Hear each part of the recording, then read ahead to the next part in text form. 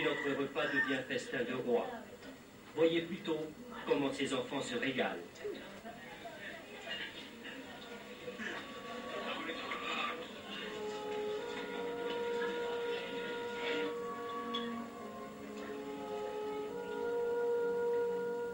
Et la nuit tombe sur notre camp.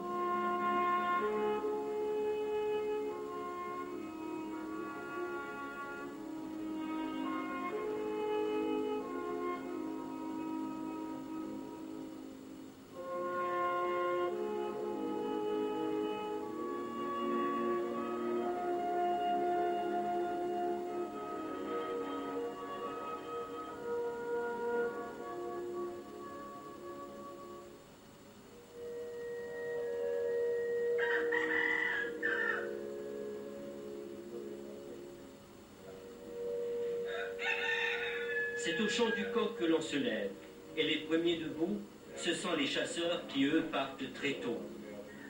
L'eau du café bout tout doucement depuis longtemps déjà, attendant les derniers retardataires. Il est déjà 5h15. Le petit déjeuner de ce matin sera copieux, car une dure journée nous attend. La veille, une chèvre sauvage a été mise au four tahitien. Ce sera l'essentiel du repas avec le traditionnel café au lait de coco et du pain beurré. À midi, on n'aura pas le temps de déjeuner et l'on devra seulement se contenter d'un morceau de pain et du pork and beans, des haricots avec du gras de porc. La chèvre est à point. Sa chair, cuite de longues heures durant, est tendre à souhait et fond dans la bouche. C'est un repas nécessaire pour tenir le coup, disent les sages du refuge, car aujourd'hui, nous partons à la chasse, avec tout d'abord le repérage des traces, l'installation des postes.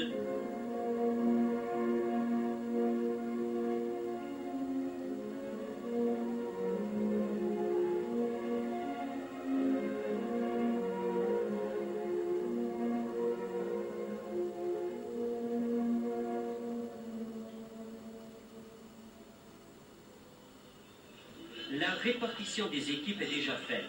Les chasseurs de cochons sauvages au fusil, ceux qui installeront les pièges, les chasseurs de chèvres, et ceux qui resteront au refuge vont, eux, préparer et vérifier soigneusement leur matériel pour la chasse ou la pêche du soir.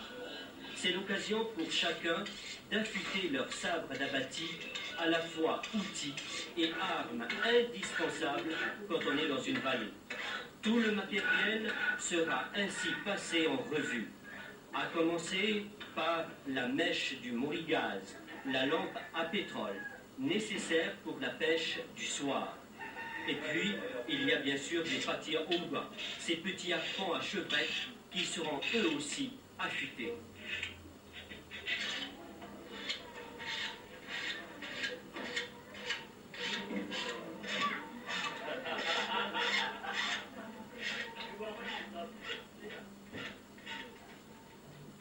Pour l'instant, intéressons-nous à la chasse, car maintenant tout est prêt.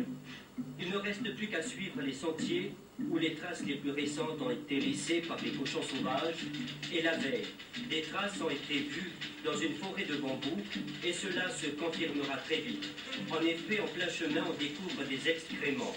Mais il faudra aller beaucoup plus loin, car les animaux se regroupent bien souvent là où se trouve la nourriture, sur les plateaux aux orangers ou en contrebas, où il y a des pamplemousses sauvages.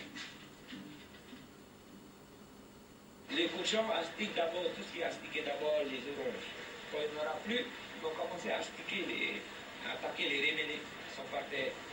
Ben, nous, les chasseurs, ils savent, plus d'oranges, réménés.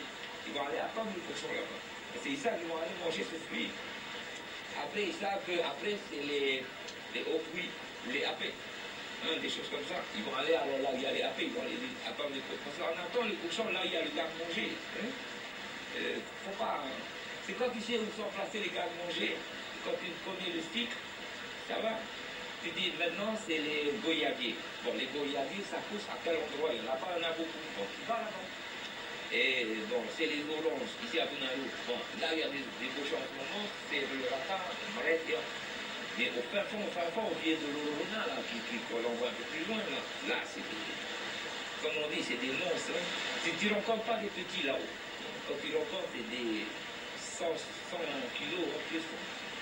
Il y a on a deux qui ont vu une femelle, mais jamais ils ont vu aussi haut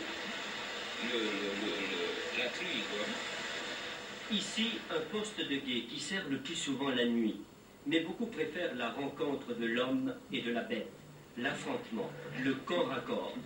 Lutte inégale de toute façon, diront certains, mais il y a encore des chasseurs qui n'ont pour seule arme qu'un sabre d'abattis. Les chiens poursuivent le cochon afin de le rabattre. Épuisé, la bête se retrouve alors seule contre celui qui le frappe. Mais dans cette vallée de la Tunaru, les chiens sont interdits et c'est peut-être tant mieux. Les sous-bois, proches des orangers, sont les lieux de passage des animaux et les traces laissées sont examinées et interprétées avec beaucoup de précision.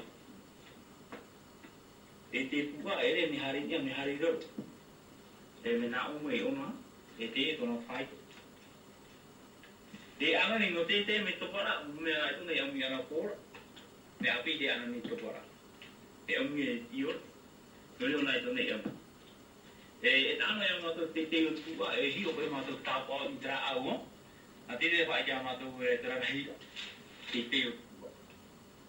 te na io tawa ta ya ma to ta la tawa mi tra e pai e io mene era mi tra me taro e maia ri no ya ma te hiona Tra pua te hia oni te hia whaito. Te ni ona ta whaito ka ahu kilo maha alu mau taki. I ria no tono whaito. E te rei wahu. Ia roa tra pua me pa pu tra hoa whaito. Tra hoa whaito. Ai te taeri iri. Traho. Dans cette vaste vallée, où il n'y a ni agitation ni bruit pouvant troubler le chasseur, il est parfois nécessaire de se faire connaître et chacun a son propre cri de reconnaissance.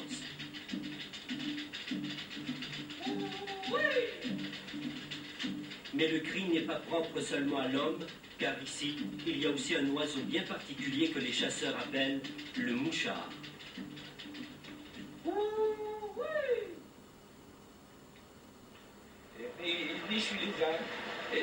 Nous on l'appelle le mouchard. C'est lui qui, si moi je passe sur là, il va gueuler. Hein? Parce qu'il gueule à chaque fois qu'il entend quelque chose, il voit quelque chose passer. Alors il gueule. Donc c'est un animal ou un homme. Ça peut être que ça. Alors quand il siffle, si tu es chasseur, tu ne bouges pas. Et qu'il siffle, tu attends. Si quelqu'un arrive, bon, ben, c'est un homme. Mais sinon, ben, c'est un cochon. Comme on dit avant. Dans ce sous-bois, pas de mouchard, mais un chasseur qui a eu la désagréable surprise de trouver son piège, qui a parfaitement fonctionné, mais la prise, elle, a été subtilisée. La confection du piège est relativement simple. Tout réside en fait dans le choix de l'arbuste qui servira de levier et dans la manière de faire son nœud coulant. Le levier très flexible est relié à une plateforme de branchage retenue par un peigne. Et sur le plateau, le lasso fatidique. La plus grande attention est de rigueur lorsque l'on est amené à emprunter les pistes des sous-bois, car ce piège redoutable pour les cochons l'est tout aussi pour l'homme.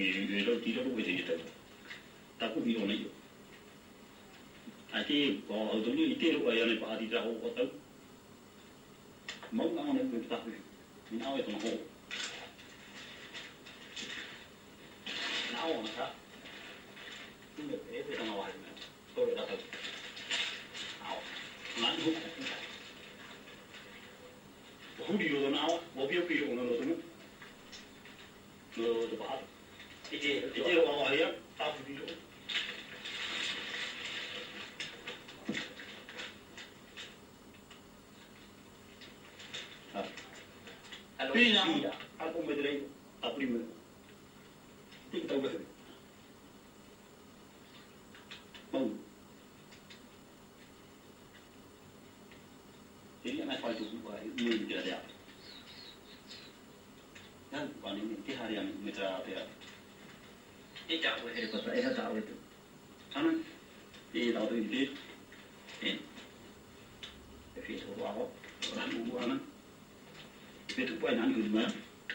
Yo te e. Ta mo ho o ta ko. Ko pai o ta na. Tu o de ba e tu tra pa ko. Di be na o mo na o mo te. Di ne. Ta ko mo di pa ni. Ta ko na mo na ni. Na di mo na de ya. Ma de to pa tu pa. Pas de chance pour lui, qui lèvera tous ses pièges à la suite de cet incident. Mais pour les autres, la chasse continue avec toujours comme principale piste les traces laissées par les cochons. Mais pour ne pas alarmer les bêtes, on marche en silence jusqu'au moment où les animaux seront à portée de tir.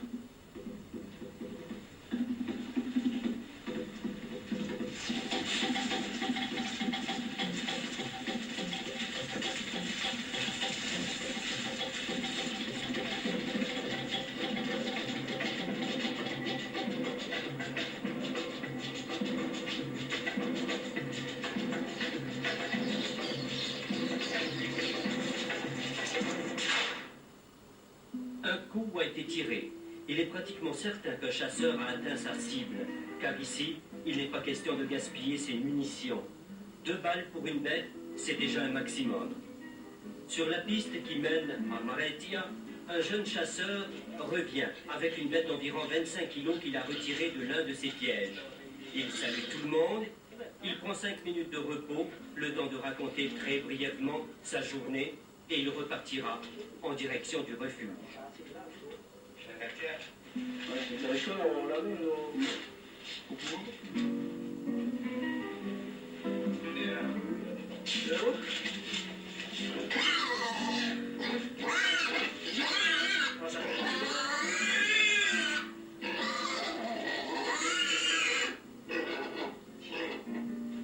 Au refuge, où d'autres chasseurs sont déjà rentrés, avec à leur tableau une chèvre et un chevreau ramené vivant et qui fait l'admiration des enfants.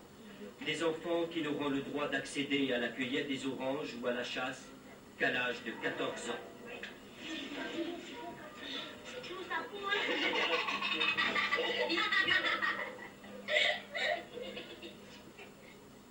À 20 minutes du refuge, d'autres chasseurs s'apprêtent à nettoyer et gratter les poils d'un cochon abattu il y a à peine 2 heures.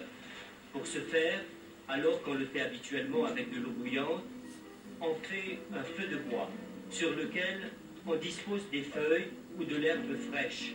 Et l'animal sera posé sur ce lit végétal humide. C'est le feu qui dégagera la vapeur chaude de l'herbe et donnera le même résultat qu'un animal plongé dans de l'eau bouillante. Et c'est encore l'occasion pour le chasseur que l'on rencontre de relater les longues heures d'attente avant finalement d'abattre son cochon.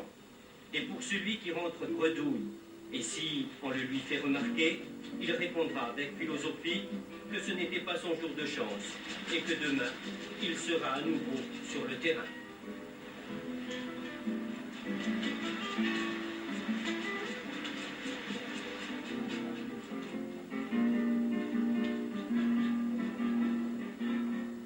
La lumière du jour commence déjà à baisser et au refuge, les enfants qui sont généralement chargés des menus travaux ont terminé leur journée. Ils sont les premiers à dîner. Les adultes ne se mettront à table que beaucoup plus tard, car pour certains, c'est l'heure de partir à la pêche au chevrel. Restés au refuge avec les enfants, ils ont eu le temps de préparer leur équipement. Mais nul ne sait si la pêche sera fructueuse ce soir.